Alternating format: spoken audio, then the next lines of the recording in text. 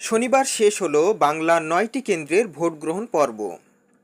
এক নজরে বাংলার এই ৯টি কেন্দ্রে জনমত সমীক্ষায় কে থাকছেন এগিয়ে তার বিস্তারিত তথ্য পুঙ্খানুপুঙ্খ বিশ্লেষণ করব।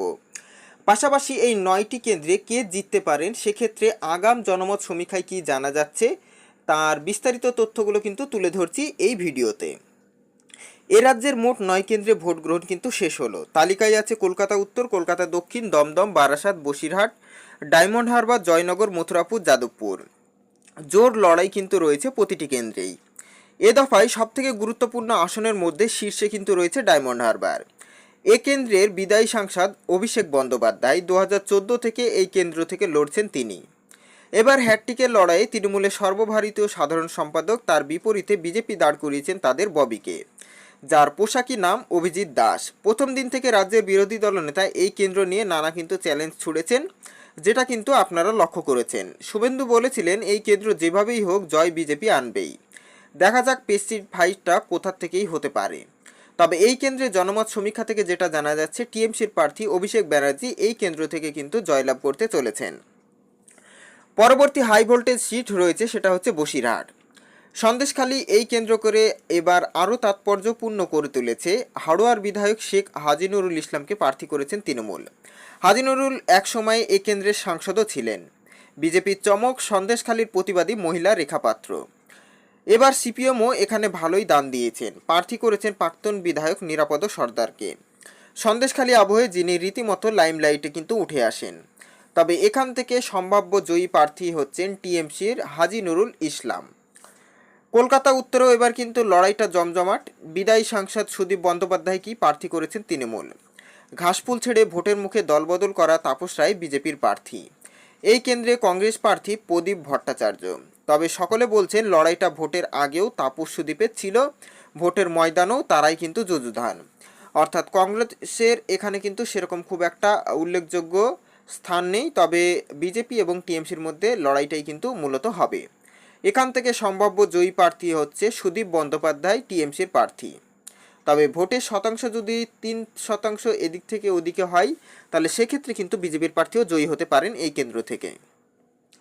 পরবর্তী যে লোকসভা কেন্দ্রটি রয়েছে সেটা হচ্ছে কলকাতা দক্ষিণ, আবার তৃণমূলের পুরনো গড়। মমতা বন্দ্যোপাধ্যায়ের হাত ধরে এখানে ঘাসফুলের রমরমা হয়েছিল। এরপর সুব্রত বক্সি, মালা রায়, এবারও মালা রায়কেই প্রার্থী করা হয়েছে। এখানে আবার বিজেপির প্রার্থী রায়গঞ্জের বিদায়ী সাংসদ দেবশ্রী চৌধুরী। সিপিএম প্রার্থী করেছে সায়রা শাহ হালিমকে। এই কেন্দ্র থেকে সম্ভাব্য জয়ী প্রার্থী হচ্ছেন টিএমসির মালা রায়। দমদমে 3বারের সাংসদ থেকেছেন সৌগত রায়, তৃণমূলের এবারও প্রার্থী কিন্তু তিনি। বিজেপির প্রার্থী একসময়ে তৃণমূল থাকা শিলভদ্র দত্ত। চমক দিয়েছে বামেরা। সিপিএমের সুজন চক্রবর্তীকে এবার প্রার্থী করা হয়েছে এখানে। অনেকে বলছেন এই কেন্দ্রে এবার 3S এর লড়াই অর্থাৎ ত্রিমুখী লড়াই কিন্তু দেখা দিতে পারে।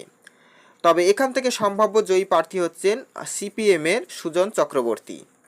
পরবর্তী যে লোকসভা কেন্দ্রটি রয়েছে সেটা হচ্ছে যাদবপুর। যাদবপুরে এবার কিন্তু বড় টক্কর। সিপিএমের সৃজন ভট্টাচার্য আর তৃণমূলের রাজ্য সভানেত্রী সায়নী ঘোষের লড়াই প্রচার পর্ব থেকেই জমজমাট। ভোটের ময়দানে কে বাজিমাত করে সেটাই কিন্তু দেখার। বিজেপি এখানে প্রার্থী করেছেন অনির্বাণ গঙ্গোপাধ্যায়কে। এখানে প্রার্থী আছে আইএসএফেরও নাম নূর আলম খান। তবে এখান থেকে জনমত সমীক্ষায় যে সম্ভাব্য জয়ী ব্যক্তি হচ্ছেন তিনি হচ্ছেন সায়নী ঘোষ। তিনি কিন্তু এই কেন্দ্র থেকে জয়লাভ করতে চলেছেন সমীক্ষায় যেটা জানা যাচ্ছে। পরবর্তী লোকসভা কেন্দ্র রয়েছে বারাসাত। বারাসাতে 2009 সাল থেকে সাংসদ কাকলি ঘোষ দস্তিদার কিন্তু লড়ে আসছেন। 2019 সাল অবধি জয় ধরে রাখা কাকলি এবার তৃণমূলের প্রার্থী। বিজেপির টিকিটে প্রতিদ্বন্দ্বিতা করছেন স্বপন মজুমদার। ফরওয়ার্ড ব্লক প্রার্থী করেছে সঞ্জীব চট্টোপাধ্যায়কে। এখান থেকে সম্ভাব্য জয়ী প্রার্থী হচ্ছেন কাকলি ঘোষ দস্তিদার অর্থাৎ টিএমসির। একটা কথা আছে দেখবেন যে দক্ষিণ কলকাতা কিন্তু তৃণমূলের গড়, এটা কিন্তু অনেকেই মনে করেন। তো সেই সূত্র অনুসারে দক্ষিণবঙ্গে যখনই তারা প্রবেশ করেছে তৃণমূল তাদের সিট কিন্তু ধরে রাখার ক্ষেত্রে কিছুটা হলেও এগিয়ে থাকছে। মথুরাপুরে বিদায়ী সাংসদ চৌধুরী মোহন জাটুয়ার জায়গায় বাপি হালদারকে এবার টিকিট দিয়েছে তৃণমূল। বিজেপির টিকিটে প্রতিদ্বন্দ্বিতা করছেন অশোক পুরকাইত, সিপিএম প্রার্থী শরৎচন্দ্র হালদার। এই কেন্দ্র থেকে সম্ভাব্য জয়ী হতে পারেন বিজেপির প্রার্থী বাপি হালদার।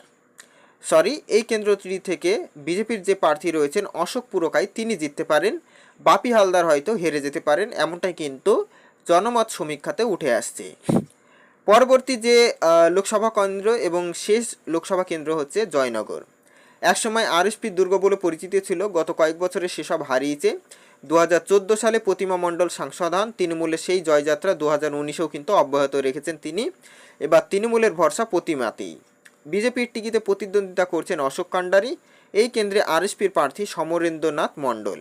এখান থেকে সম্ভাব্য জয়ী প্রার্থী হচ্ছেন টিএমসির প্রার্থী প্রতিমা মণ্ডল। তো জনমত সমীক্ষায় কে থাকছে এগিয়ে সেটা কিন্তু আপনাদের সামনে তুলে ধরলাম। আপনাদের মতামত থাকতে পারে আপনাদের কেন্দ্র থেকে কে জিততে পারেন, তার কমেন্ট বক্সে উত্তর আপনারা দিতে পারেন এবং সেগুলো কিন্তু অনেকটাই হেল্পফুল হবে আগামী দিনের ভোটের জয়ের নিরিখে। তো ভিডিওটা যদি ভালো লেগে থাকে সকলের মাধ্যমে শেয়ার করে দেখার সুযোগ করে দেবেন। আমাদের চ্যানেলে নতুন হয়ে থাকলে চ্যানেলটিকে সাবস্ক্রাইব করে পাশে থাকবেন।